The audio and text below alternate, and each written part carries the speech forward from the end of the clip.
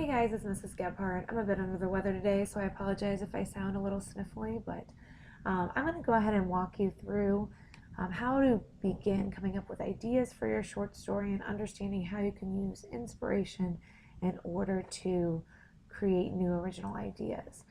So here's the agenda for today, but I realize that people work at different paces and are also at different points in this process. So I just thought I would do a video and you can pause and take your time however you see fit. So if you haven't turned in your short story analyses for tone, theme, and text analysis from the story of your choice, make sure that you have that in by the end of the day today, because that will be going in the grade book. Next, we're going to talk a little bit about where are you going, where have you been. So if you haven't completed reading that story, you want to do that first before moving on. Then we'll get into your dream journals, brainstorming, and character profile. I have handouts for you. You're going to want to reference those handouts as well as be on Google Drive in the shared folder to help you guide, to help me guide you through all of this. Also, don't forget to submit a poem for Jazz Poetry Night, which is this Wednesday.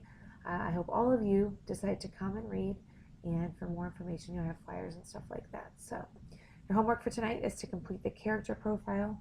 You can do that online, or else I do have a hard copy for you. So the first thing I want you to do after you've read Where Are You Going, Where Have You Been, is to take a look at these two Bob Dylan songs that I provided for you. It's All Over Now, Baby Blue, and A Hard Rain's Gonna Fall. If you notice on Where Are You Going, Where Have You Been, she writes this story for Bob Dylan. And there are no direct references to Bob Dylan in this, but this is written in 1966. And you may or may not be familiar with Bob Dylan, but that's where he was really big and up and coming, and he sort of was at the forefront of this folk rock movement and very influential for young people at that time, especially in protesting the war. I'm also writing about love and things like that, but he's very influential. So she does have, if you go through Where Are You Going, Where Have You Been, some musical references. And if you realize Arnold Friend, the main character, going through when they describe him, has this sort of musical vibe. It says he's trying to look like this rock star. And it is sort of a Bob Dylan look, not completely, but it has that same vibe going on. So you can see sort of that reference coming through there. Also, when they are at, when they go to the Speedway, it talks about the music taking her over. And that has something to play into it. I think that that plays into it as well. He even says, if you look at this part of the story here, and listen to music that made everything so good, the music was always in the background like music at a church service. It was something to depend on. So what I'd like you to do right now is you can pause this video, and I want you to pull up, you can go ahead and YouTube this song and hear a version of it if you'd like to listen to it. I think that would be a good idea. And also A Hard Rain's Gonna Fall. And think about some questions as you're going through that. So here are some things that I'd like you to consider as you look and listen. Looking at the lyrics, how would you describe the tone or mood of the song, doing both songs, and highlight 2 to 3 lines that reflect this. And then what you think the message of that song would be. Remember, the theme is a message stated in a complete sentence. And like I said, you can search these on YouTube if you want to hear them. But just try to get a vibe, and you can jot these down on the actual lyrics that are in front of you, listening and seeing if you see any of those things coming through in the story. So pause this video and go ahead and do that assignment. So after you do that, take a look at some of these notes, and I'm just going to take a minute because I don't have a lot of time on this video to point out a few things. Even just this opening line of It's All Over Now, Baby Blue. You must leave now, take what you need you think will last, but whatever you wish to keep, you better grab it fast. And at the end here, and it's all over now, baby blue. I mean, it's this whole idea, if we know what happens at the end, right, where Connie has to leave and go, and it's not a pleasant thing. I mean, I think that if you're describing the tone of this song, there's sort of a melancholy to it. There's something about, it's that you have to go, it's encouraging in that way, but that you're leaving behind everything. And that is what Connie makes the decision to do at the end. Now we know something terrible is probably going to happen, but it's just like the whole life as she knew it was over. And so while this song has nothing to do, or was written completely independently of that story, it has nothing to do with a girl getting abducted or, being forced to go with a guy that is intimidating her, you can see some of these things sort of play out and where some of this inspiration came in. And I always question, like, she writes this for Bob Dylan, and it's a negative story. It's very creepy and terrible things happen. And does she like Bob Dylan? Does she appreciate Bob Dylan or not? Or is she just pulling this in? Does she think that his music is dangerous? I don't know. There's a whole lot of things that could come into play. But hopefully, after you've read that story, and even, well, we'll go to there in a minute, you can see that this feel, this mood, this sort of acceptance, but it's a sad acceptance, it's a lonely acceptance, it's that you have lost everything, that plays into the story very well. Then you can even go into A Hard Rain's Gonna Fall. Now, this song really is about the Vietnam War. It was said to be about the Vietnam War, people going off to war. But I really think that this song, again, and this is from me, my own personal perspective, plays in with just this line of this repetition of my blue-eyed son, and he keeps saying blue-eyed, blue-eyed. And then if you go to where are you going, where have you been? Oh, sorry. At the very end, he keeps saying this line that pulls in there, which I found really, really interesting. Is my sweet little blue-eyed girl, he said in a half-sung sigh that had nothing to do with her brown eyes. And so that image of blue eyes, and what does blue-eyed mean? And why does he say that to her? And is that a reference to this song, Hard Rain's Gonna Fall, which a hard rain's gonna fall means bad things are going to happen, right? A hard rain's gonna fall means you're going to suffer. I mean, if you're looking at the meaning of that as you go through.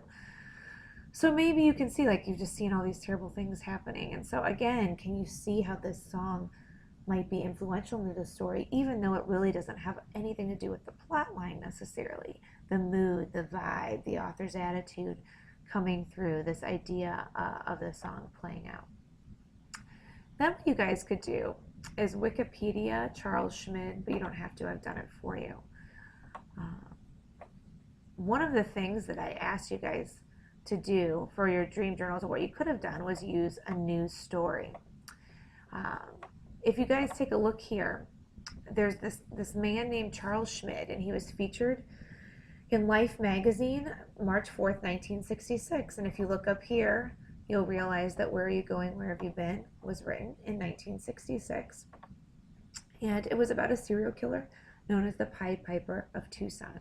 If you'd like to read this article, I'm not going to take time to go through it all. Feel free. But you will notice here that some of the same details that you see in Where Are You Going, Where Have You Been come through. You'll see them. This character, Charles Schmid, in Arnold Friend. You have this pancake makeup, which they talk about. You have, I don't know if they talk about it here, but he stuffed his boots. This man did. And yeah, here it was, cowboy boots stuffed with newspapers to make him appear taller. That's definitely in this whole physical description of this guy is in there. And what he did was he was said to have lured and killed girls in the desert in Tucson, Arizona. But he had this sort of swagger and charm and wanted to be a rock star. And if you read this description in this article, you're going to see that Arnold Friend in Where Are You Going, Where Have You Been is based off of this character. Now, she's not writing the story of these murders. It's a fictional story, but she is pulled from this event that happened and takes that as her inspiration and sort of writes this story more focused on Connie, who would be one of the victims, but it's obviously not one of these two victims. So something interesting, again, of how you could pull from inspiration, either from the news or like what I had you guys do, dream journals or The Strangers or whatever, where you can take a character, you can take somebody that you know, and then you can mold them into a story of your own and create something that's fictional. So I want to show you how she did that as well. So you can take some time if you want to go through and look for those details that you see and Where Are You Going, Where Have You Been? And also, if you're interested, you can also take a look at some of these things that I was going to have you. Like, what is the main conflict of the story? What happens at the end? How do you know? If you don't know the Charles Schmid story, do you know what happens at the end? Or can you make assumptions based off of that? How does the title, Where Are You Going, Where Have You Been, play into the text? And then this whole idea of, do you like Connie? Why or why not? I think that this story opens with a really solid character description that makes you, it's one of those, I like how she plays this character out, because you don't like Connie. She's sort of vapid. She's sort of superficial in a lot of ways. And even though you have this idea, it's third person limited, right? You're getting it from Connie's perspective, and her mom doesn't understand her, and she likes her older sister better, but she is this one who's always craning her neck to glance into mirrors or checking other people's faces to make sure her own was all right. And she's just all about herself and her looks, and she talks about how other people are plain. She knew she was pretty, and that was everything. How much you learn about that character in just that one line of what is said there. And even later on, when Arnold Friend shows up, initially her first thought is that she was concerned about how bad she looked when she sees the car pulled up, which is interesting too. Here it is. She whispered, Christ, Christ, wondering how bad she looked, and she has no idea who these people are. Also, when you're going to look through the conflict, is it introduced early on that she has this issue with her mom? Is it introduced about this guy showing up at her house and what's going to happen there? There's a couple different interpretations. But one thing I did want to point out that I thought was really a cool thing that she does is, it's not the climax, and it's not, maybe it's the conflict, but it's pretty far into the story. But there is a turning point in the story where you realize something very bad is going to happen. And it is the point where she realizes that he is not her age and that he is much, much older. I'm trying to find it in the story, so give me a second. Okay, so here's where it is. And I do feel like this is the turning point of this story where, and so this is how you build suspense and wondering what's going to happen. She keeps calling him a boy the whole time. And then here at the end, or not at the end, I'm sorry, right here in the middle, she says, she could see that he wasn't a kid. He was much older, 30, maybe more. At this knowledge, her heart began to pound faster. Before, it's just some kid coming and flirting and all that kind of stuff. And maybe you guys don't do that anymore because you're older and you have texting and all this sort of technology. But people did used to like show up at people's houses and court and things like that. But all of a sudden, this is a much older man. And then she also realizes that the boy with him is also older. And then it all takes a turn. But a really crazy, creepy turn, right? And then you sort of have to assume what her fate will be if she goes with him based off the way that she characterizes. She never comes out and says it, but you get this sort of build of character of what's going to happen with Connie. Okay, so after you've taken some time with that story, you can go to the Creative Writing Shared folder, and in there's a folder marked Short Story. And short story writing assignment is what you want to be looking at. And you have that, a hard copy of that as well. And basically today, as it's loading, what you're going to do is take a look, I gave you these resources now, at your dream journals and think about some of these questions. Which journal intrigues you the most? Which gives you the most conflict? How do you want to shape your main character? Do you have people to blend? So you could take two characters and blend them into one character, so things from each person perhaps in your journals. I thought maybe a song to use for inspiration could be something good as well, because that's obviously where she pulled from, but the song does not have to actually be used in the story, have the plot, but just maybe the mood or the feel or the vibe. And then like weaving moments together for new meaning. So pause this and think about these things before moving forward. So I only have about a minute left on this recording, so I'm going to go super quick. In this short story writing assignment, you want to read through and make sure you understand completely.